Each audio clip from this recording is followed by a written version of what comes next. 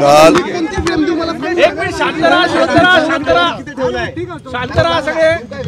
काल राज्याचे मुख्यमंत्री एकनाथराव शिंदे साहेब, देवेंद्रजी, मी स्वतः, चीफ सेक्रेटरी आणि बाकीचे अधिकारी अशा अनेकांचे काही लोकप्रतिनिधी पण होते। या सगळ्यांच्या बरोबर जुन्या पेन्शनच्या बद्दल मीटिंग झाली।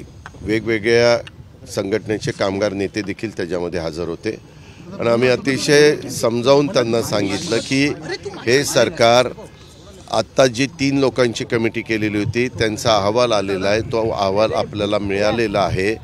तो अहवालाच्या बद्दल finance, ACS finance, chief secretary असे 3-4 बसून कामगार लिडरांच्या बरोबर त्या ठिकाणी चर्चा करा।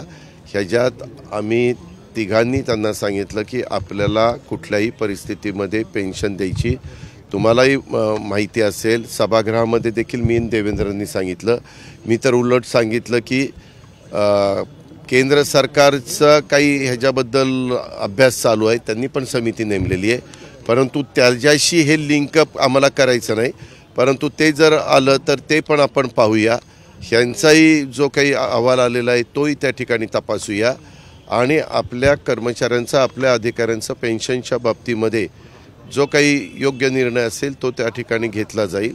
त्यांनी सांगितलं की आम्हाला ते पाहिजे। मी त्यांना मागे सभागृहात सांगितलेलं होतं की विधानसभेच्या निवडणुकीच्या आधी महायुतीचं सरकार ह्याबद्दलचा निश्चितपणे सकारात्मक निर्णय घेईल, हे काल पण आम्ही त्यांना सांगितलं, परंतु ते म्हणले नाही आता किती दिवस झाले। म्हणलं ह्याची अंमलबजावणी तसं बघितलं तर 2031 का 32 पासून सुरू होणार आहे, तोपर्यंत तर अंमलबजावणी सुरू होण्याचा प्रश्नच होत नाही। तरी ते म्हणले की आम्हाला मार्ग काढून द्या। तो मार्ग काढत असताना 4 ते 5 प्रश्न हे त्यांचे मुख्यमंत्र्यांनी तिथं त्यांना शब्द दिला की आम्ही तुमचे सोडून देतो। त्याच्यामध्ये एक जुन्या शिक्षकांचं बघा, 2005च्या आधी शिक्षक सेवक म्हणून लागलेले होते आणि नंतर ते परमनंट झाले, त्याच्यामुळे ते त्याच्यात बसले नाही, अशी काहीतरी 25,000ची संख्या होती। त्या लोकांचा प्रश्न मुख्यमंत्री महोदयांनी सोडवला। इतर पण त्यांचे 2-3-4 प्रश्न होते ते पण सोडवले आणि तरी त्यांनी भूमिका घेतली की बाबा आम्हाला तुम्ही शब्द द्या कधीपर्यंत होईल। शेवटी मुख्यमंत्र्यांनी सांगितलं की येणाऱ्या अर्थसंकल्पाच्या पर्यंत आम्ही ह्याबद्दलचा निर्णय 100% घेऊ असं सांगितलं आणि मग नंतर ती मीटिंग उठली आणि त्यावेळेस त्यांनी आवाहन केलं, आम्ही सगळ्यांनी आवाहन केलं की आता जास्त ताणून न धरता आजच्या संपाच्या बाबतीमध्ये देखील सगळ्यांनी टोकाची भूमिका घेऊ नये, कारण सरकार तसं बघितलं तर पत्रकार मित्रांनो तुम्ही काल एक बातमी पण वाचली असेल, RBIनी एक सगळ्या राज्यांना कळवलं। अर्थात RBIला काय कळवायचं तो RBIचा अधिकारी, राज्याला काय निर्णय घ्यायचा तो पूर्णपणे त्या राज्याच्या मुख्यमंत्र्यांचा आणि मंत्रिमंडळाचा अधिकार आहे आणि तशा पद्धतीनं काल एकनाथराव शिंदेंनी फार पॉझिटिव्ह भूमिका तिथं घेतलेली होती, हे आम्ही सगळ्यांनी पाहिली आणि त्याला आम्ही पण सगळ्यांनी सपोर्ट दिला। उद्या दिल्लीमध्ये, उद्या 16 तारीख ना का 15? 15 तारखेला काल आम्ही अमित भाईंना भेटलो। काल आम्हाला भोपाळला तिथल्या डॉक्टर यादवांच्या मुख्यमंत्री आणि दोघांच्या उपमुख्यमंत्र्यांची शपथविधीच्या कार्यक्रमाला आम्ही तिघंही गेलो होतो। त्यावेळेस सध्या राज्यामध्ये निर्माण झालेला कांदा प्रश्न, दुसरा राज्यामध्ये निर्माण झालेला इथेनॉल प्रश्न, असे 3 प्रश्न जे काही महत्त्वाचे आहेत। दुधाच्या प्रश्नाच्या संदर्भामध्ये जोपर्यंत पावडर दुधाची ही एक्सपोर्ट होत नाही आणि त्याच्यामध्ये केंद्र सरकारने जर हस्तक्षेप करून काही निर्णय घेतला तर त्याचा फायदा देशातल्या सगळ्याच दूध उत्पादकांना होईल, म्हणून तो एक विषय आम्ही घेतलेला आहे। असे 3-4 विषय घेऊन आम्ही काल बोलताना मात्र अमित भाईंशी मी, मुख्यमंत्री आणि देवेंद्रजी असं बोललो की आम्हाला जास्त करून इथेनॉल आणि कांद्याच्या प्रश्नाच्या संदर्भात तुमची भेट पाहिजे, तर ते म्हणाले की उद्याच्याला तुम्ही या, म्हणजे 15 तारखेला या। तर 15 तारखेला आम्ही त्या ठिकाणी जातोय।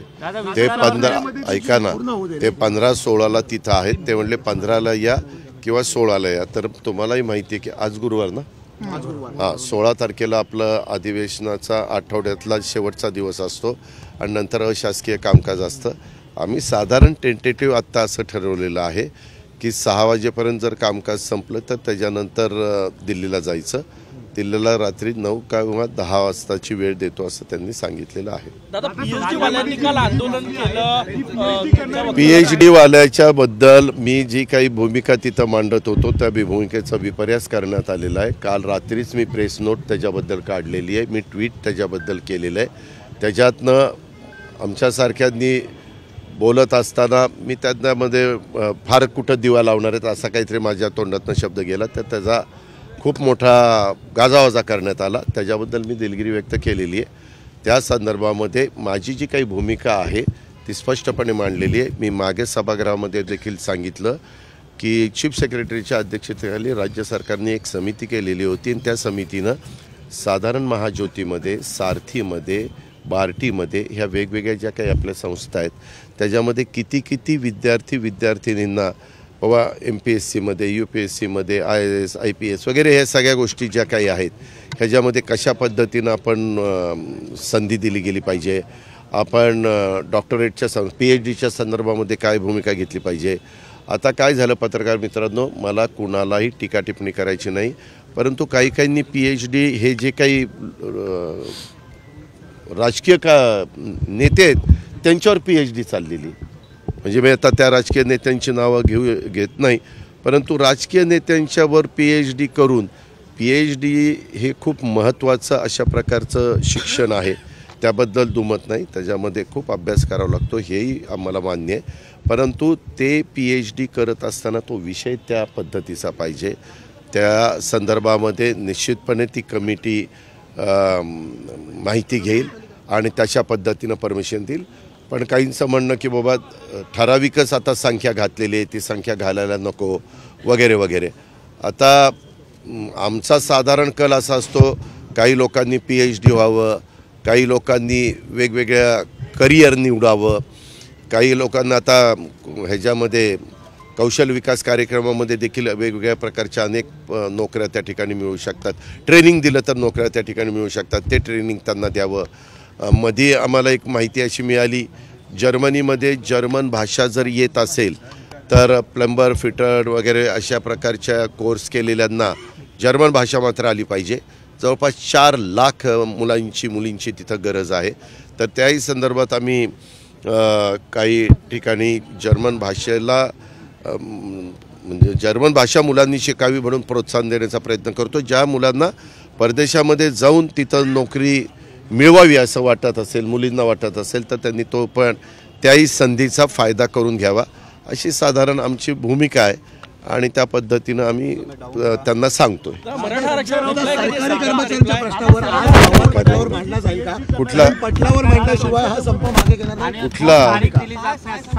अरे बाबा, तो अहवाल लगेच पटलावर तो अहवाल आम्ही सरकार म्हणून आम्ही बघितला पाहिजे ना. त्याच्या संदर्भामध्ये आपण तो बघून त्याच्यानंतर आता कर्मचाऱ्यांनी त्यांची मागणी काय करावी हा त्यांचा अधिकार आहे. पण नेहमीच राज्यकर्ते आणि कर्मचारी संघटना यांचे अतिशय चांगले संबंध राहिलेत. एक अपवाद मला आठवतोय, त्यावेळेस मी राजकारणात नव्हतो, परंतु वसंतदादा पाटील मुख्यमंत्री असताना 52, 53, 54 काहीतरी दिवस त्यावेळेसचा एक संप झालेला होता. तेवढाच अपवाद हा साधारण पाहायला मिळतो.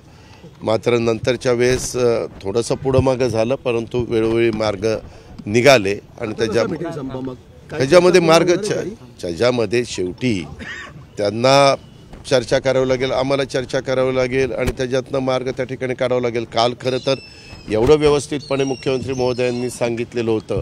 माझी तर कर्मचारी संघटनांना, कर्मचाऱ्यांना, त्याच्या संपामध्ये सहभागी झालेल्या सगळ्यांना विनंती आहे की बाबा तुम्ही हे संप मागे घ्या.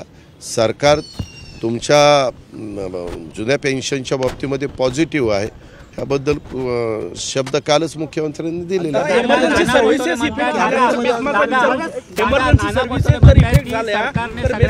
आज लगेच तुम्ही काहीतरी नवीन टॅगलाईन चालू नका किंवा ब्रेकिंग न्यूज चालू नका.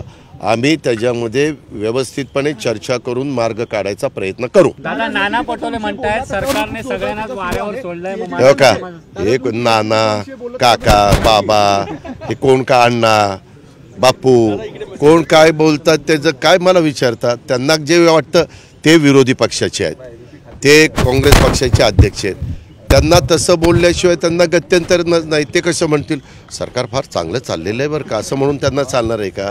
त्यांना त्यांचं काम करायचं आहे, आम्हाला सरकार चालवायचं काम करायचं आहे, आम्हाला लोकांचे प्रश्न सोडवण्याचं काम करायचं आहे, असं आमचं चाललेलं आहे. बॅनर लागलेला आहे, आरोग्यमंत्र्यांवरती ताशेरे ओढण्यात आले आहेत. पुण्याच्या रुबी हॉस्पिटल संदर्भात आहे, ते किडनी रॅकेट संदर्भात. त्याच्याबद्दलची माहिती घेऊ. असा बॅनर लागला की हे बॅनर लागला, तुमचं काय मत आहे? लगेच मत नाही, त्याबद्दलची माहिती घेतली जाईल. कधी कधी त्या बॅनरमध्ये तथ्यहीन बॅनर लागतात, त्याचा काही नोंद पण घेण्याची गरज नसते. पण हा बॅनर नोंद घेण्याची गरज आहे का नाही ते तपासून बघितलं जाईल आणि त्याच्यामध्ये काही तथ्य असेल तर लक्ष घातलं जाईल, तथ्य नसेल तर सोडून दिलं जाईल. काल सगळ्यांनी आरोप केला की राज्य मंत्रिमंडळ हे मराठा समाजाच्या संस्थांना पैसे जास्त देतो पण महाज्योतीला देत नाही. वित्त मंत्री आपल्याला तुम्हाला माहिती आहे, मी स्वतः स्पष्ट सांगतो, कालच्या पुरवणी मागण्यामध्ये सरकारने निर्णय घेतलेला होता की सारथी, बार्टी, महाज्योती ह्या सगळ्या घटकांना पैसे द्यायचे आणि त्या पद्धतीनं काल तरतूद केली, परवा तरतूद केली, मंजूर झालेली आहे. पैसे त्या ठिकाणी दिले जातील. राज्यकर्ते कुणी असलं तरी असा भेदभाव करून त्या ठिकाणी चालत नाही. काही भुजबळांचा गैरसमज झालेला असेल तर त्यांच्याशी चर्चा करून तो दूर केला जाईल. त्यांच्या बोलण्यात तथ्य असेल तर दुरुस्त केलं जाईल. बरोबर आहे? ह्याच्यात काही चुकलं? दादा, मंत्रिमंडळ विस्तार झालेला नाहीये, तर दिल्लीत गेल्यावर चर्चा करणार का विस्तार? दादा,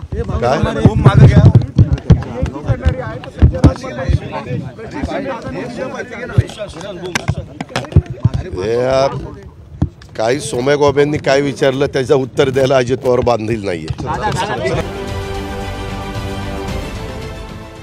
देश विदेशातील प्रत्येक घडामोडींचे लाईव्ह अपडेट मिळवण्यासाठी आता साम टीव्हीच्या सर्व सोशल मीडिया प्लॅटफॉर्मला लाईक, फॉलो आणि सबस्क्राईब करा. तसंच सर्व नोटिफिकेशनसाठी बेल आयकॉन प्रेस करायला विसरू नका.